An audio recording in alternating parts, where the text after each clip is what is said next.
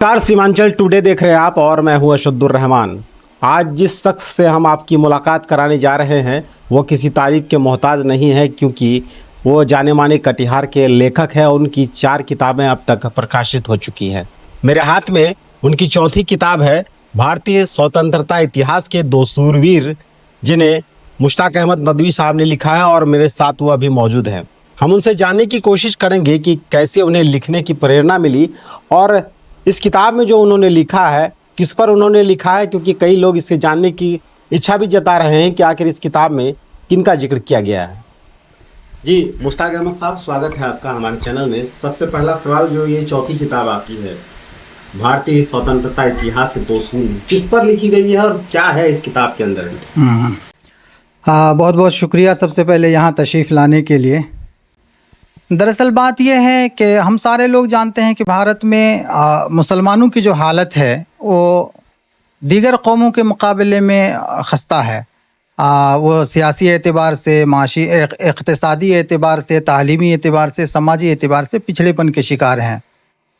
और अगर इलाक़ाई तनाजुर में देखा जाए तो दीगर इलाक़ों के मुकाबले में सीमांचल जो पिछड़ा इलाक़ा है, वैसे भी यहाँ के मुसलमानों की हालत और ज़्यादा खस्ता है।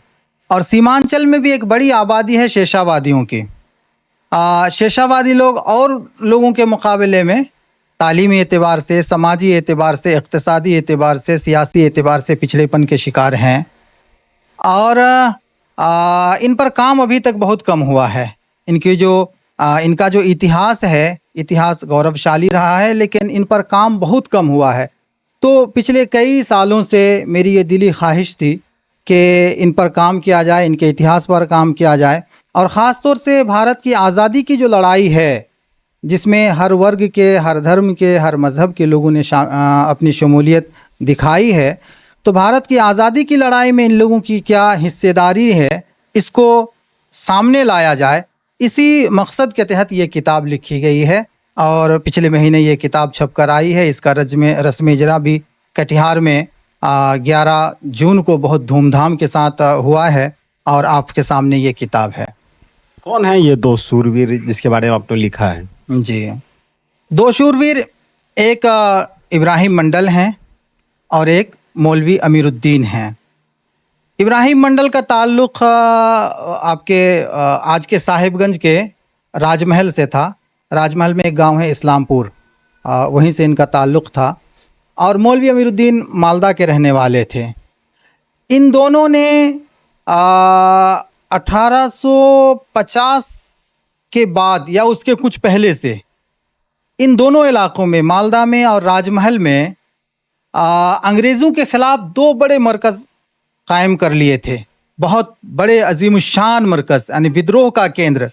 और बहुत मजबूती के साथ जो है इन लोगों ने अंग्रेज़ों का मुकाबला किया था। पूरे इलाके के लोगों को अंग्रेज़ों के ख़िलाफ़ भड़काया, उकसाया था और लामबंद किया था। और इन दोनों ये दोनों जो केंद्र थे, इन केंद्र की अहमियत इतनी ज़्यादा थी कि W.W. हंटर का नाम आपने सुना होगा। उनकी किताब है आवर इंडियन मुसलमान्स। तो आवर इंडियन मुसलमान्स में उनकी कुछ लाइनें हैं, अंग्रेज़ी में हैं। मैंने जो हिंदी अनुवाद किया है वो आपके सामने पेश कर दूं।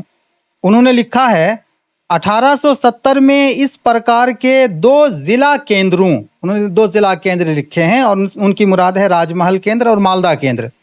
2 ज़िला केंद्रों को नष्ट कर दिया गया और उनके मुख्य प्रचारक से उनकी मुराद इब्राहिम मंडल हैं और मौलवी अमीरुद्दीन हैं। मुख्य प्रचारकों को न्यायालयों द्वारा निष्पक्ष सुनवाई के बाद काला पानी की कैद और संपत्ति की जब्ती की सज़ा सुनाई गई। अब आगे जो कह रहे हैं वो बड़ा महत्वपूर्ण है।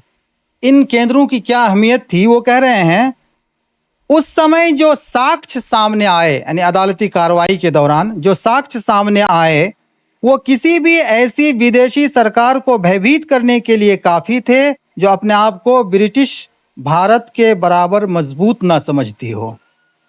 तो इससे साफ झलकता है कि सरकार इन दोनों केंद्रों को या इन दोनों लोगों को जो मुख्य प्रचारक थे, कितना जो है महत्वपूर्ण मानती थी। तो इन दोनों को गिरफ्तार किया गया।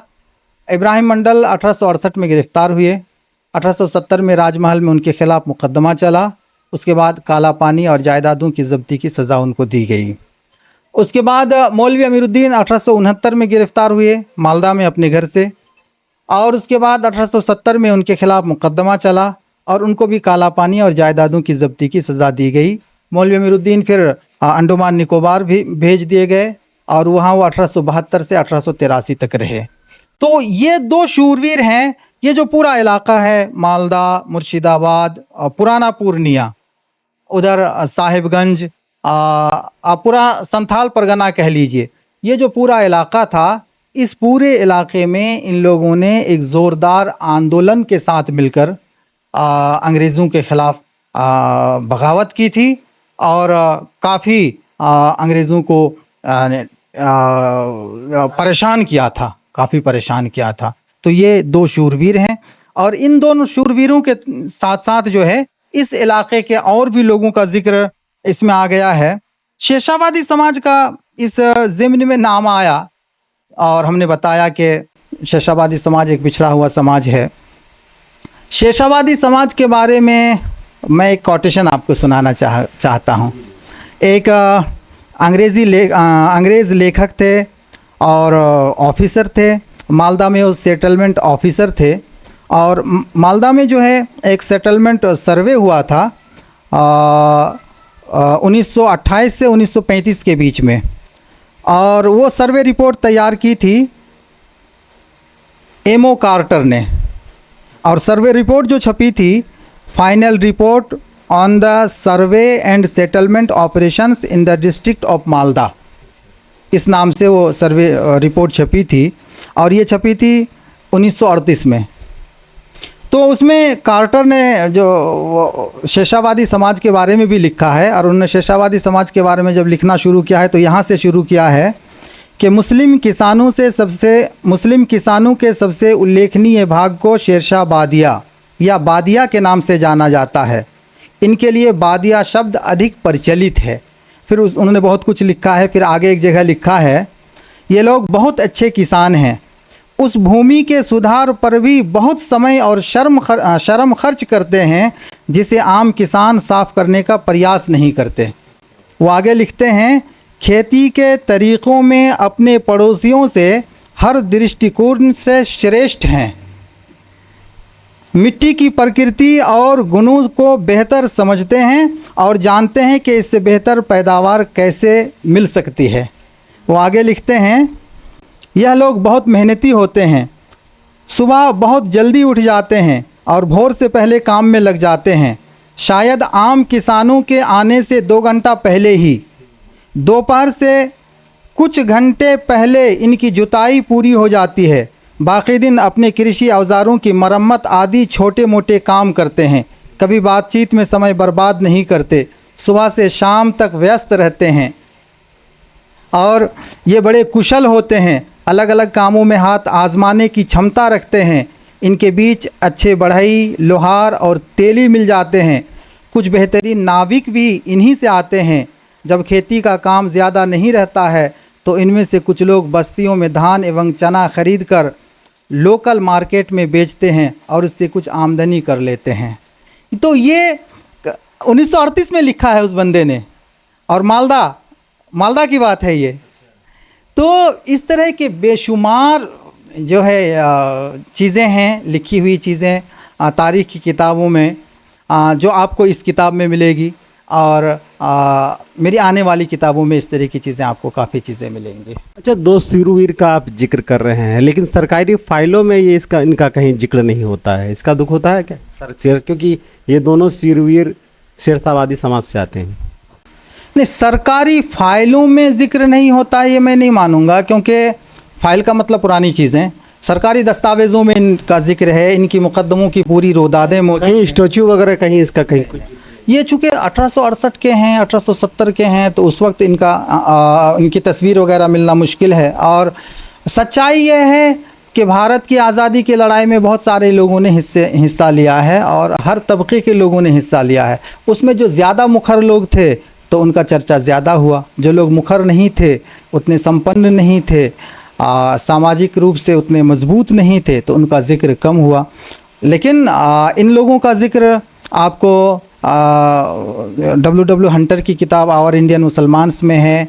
उसके अलावा आज़ादी के इसमें भारत की आज़ादी के ताल्लुक़ से जो भी किताबें लिखी गई हैं ज़्यादातर किताबों में आपको मिल जाएंगी। ताराचंद साहब की किताबों में मिल जाएंगी। उसके अलावा आपको जयंती मित्रा जी की एक किताब है मुस्लिम पॉलिटिक्स ऑफ इन बंगाल, उसमें भी आपको मिल जाएंगी। उसके अलावा आपको पीसी राय चौधरी के यहाँ मिल जाएंगी और इस तरह के यहाँ बहुत सारे लोगों के यहाँ। इससे पहले भी आपने 3 किताबें लिखी हैं, कौन कौन सी किताबें हैं और उसमें क्या जिक्र है?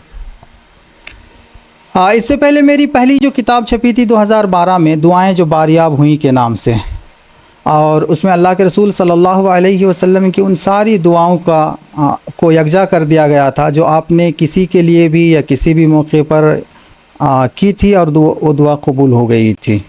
तो वो पहली किताब थी। दूसरी किताब है मेरी मौलाना अबू बकर हारूनी, हयात व खिदमात।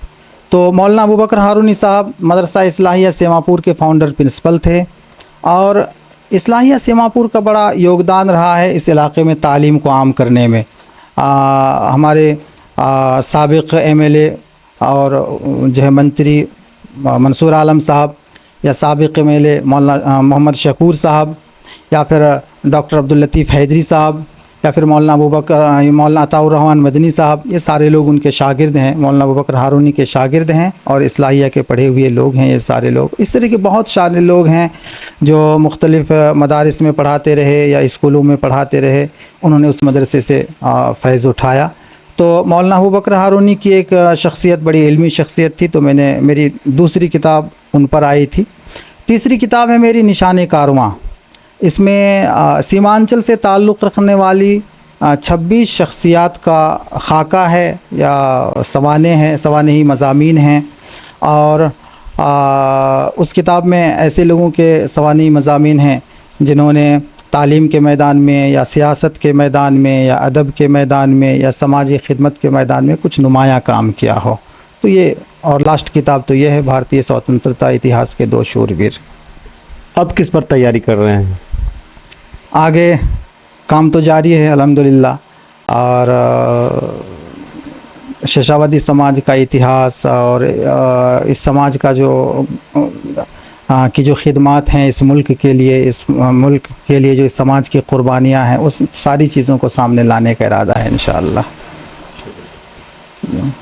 लोगों से क्या अपील करेंगे? उससे पहले लोगों से अपील करेंगे कि उन किताबों को पढ़ें, उसको जानकारी मिलेगी। देखिए, कोई भी समाज उस वक्त तक संपन्न समाज नहीं कहला सकता जब तक वो लिटरेचर के मैदान में आगे ना हो, उसके अंदर लिखने वाले मौजूद ना हो और उसके अंदर पढ़ने वाले मौजूद ना हो।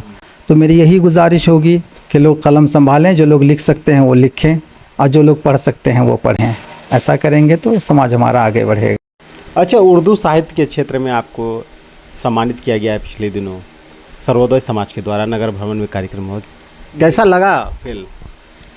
जाहिर सी बात है, इंसान की ज़िंदगी में जो छोटी छोटी खुशियाँ आती हैं वो भी उसकी ज़िंदगी को खुशगवार बनाती हैं और उसे प्रेरित करती हैं काम करने के लिए, आगे बढ़ने के लिए। तो सर्वोदय समाज वालों का शुक्रिया कि उन्होंने कटिहार गौरव सम्मान मुझे दिया, और इससे मुझे प्रेरणा मिली आगे बढ़ने के लिए और ज़्यादा काम करने के लिए, ख़ास तौर से उर्दू अदब, उर्दू साहित्य के क्षेत्र में और ज़्यादा मेहनत करने के लिए उनका भी शुक्रिया। और उसके साथ साथ जो है मैं अपने आप को भी ऊर्जावान महसूस करता हूं कि मैं और ज़्यादा आगे काम करूं। तो ये थे मुश्ताक अहमद नदवी साहब, जिन्होंने अपनी 4 किताबें अब तक प्रकाशित कर चुके हैं और अब अगली तैयारी में लगे हुए हैं। लोगों से भी उम्मीद करेंगे कि वो ज़रूर उनकी इन किताबों को पढ़े और उनकी किताबों में बहुत कुछ सीखने को मिलेगा। और उन्होंने खुद कहा कि लिखेंगे, पढ़ेंगे तो बहुत कुछ और आगे बढ़ पाएंगे।